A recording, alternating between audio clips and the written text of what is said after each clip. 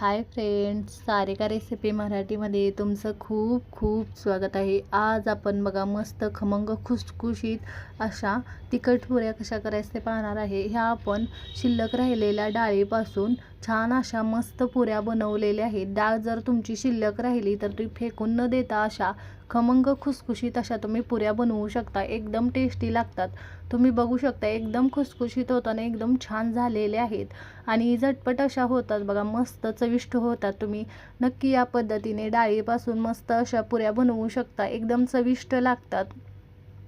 नक्की बनवून बघा, तुम्हाला पण ही रेसिपी खूप आवडेल, एकदम छान होतात बघा, करून बघा। तर चला वेळ न घालवता आपण व्हिडिओला सुरुवात करूया। इथे बघा आपण पुऱ्या बनवण्यासाठी सर्वप्रथम इथे बघू शकता डाळ आपली एवढी शिल्लक राहिलेली आहे। यापासून आपण पुऱ्या बनवणार आहे। त्यासाठी 2 कप मी इथे गव्हाचं पीठ चाळून घेतलेलं आहे। त्याच कपाने मी अर्धा कप इथे बेसन घेतलेलं आहे। इथे तुमच्या आवडीनुसार पीठ घेऊ शकता। मी इथे 2 कप गव्हाचं पीठ, अर्धा कप बेसन घातलेलं आहे आणि 2 चमचे मी इथे कसुरी मेथी घातलेली आहे। छान चव लागते पुऱ्यांना। चवीनुसार मीठ घालायचं, तुम्हाला हवं तर इथे पांढरे तीळ सुद्धा घालू शकता। इथे मी अर्धा चमचा हळद घालून घेते यामध्ये आणि त्यानंतर थोडंसं आपण तिखट पण घालून घेणार आहे। यामध्ये डाळीमध्ये आहेत पण थोडं घालायचं, छान चव लागते। थोडंसं लाल मिरची पावडर घातलेलं आहे। हे मिक्स करून घ्यायचं।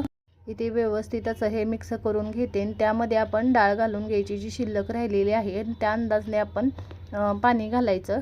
डाळ घालून मिक्स करायची व्यवस्थित, असं गरज पडली तर पाणी घालायचं। इथे बघू शकता हे व्यवस्थित मी मिक्स करून घेतलेलं आहे। आता मी सगळी डाळ आता यामध्ये घालून घेते आणि नंतर गरज वाटली तर आपण यामध्ये पाणी घालून घट्ट असं पीठ मळून घेणार आहे। जसं पुऱ्याला आपण पीठ मळतो तसं पीठ मळून घ्यायचं आहे।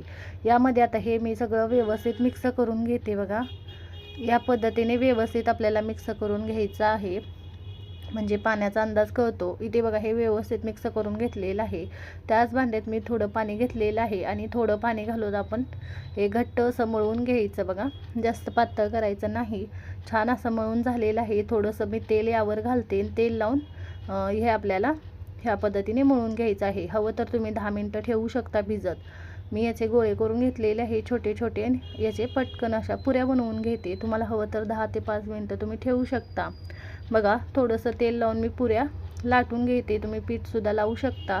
छान पुऱ्या लाटल्या जातात आणि तळताना छान अशा तळल्या जातात। थोड्याशा मी बनवून घेतलेल्या आहेत। आता तळून घ्यायचं। तेल आपलं मिडियम गरम झालेलं आहे। यामध्ये पुरी घालायची आणि छान तेल असं वरून सोडायचं, म्हणजे छान फुलली जाते पुरी आपली। इथे बघा या पद्धतीने मी पुरी घातलेली आहे आणि मीडियम फ्लेमवर छान मी तळून घेते, म्हणजे आतपर्यंत ती चांगली तळली जाते। या पद्धतीने बघू शकताय वरून तेल सोडलं की पुरी आपली छान टम्म अशी फुगते बघा। आता मी पलटी करून छान दोन्ही साईडने खमंग खरपूस अशी भाजून घेणार आहे। दोन्ही साईडने चांगली पुरी आपली भाजलेली आहे आणि पूर्ण तेल नितळून काढून घ्यायची।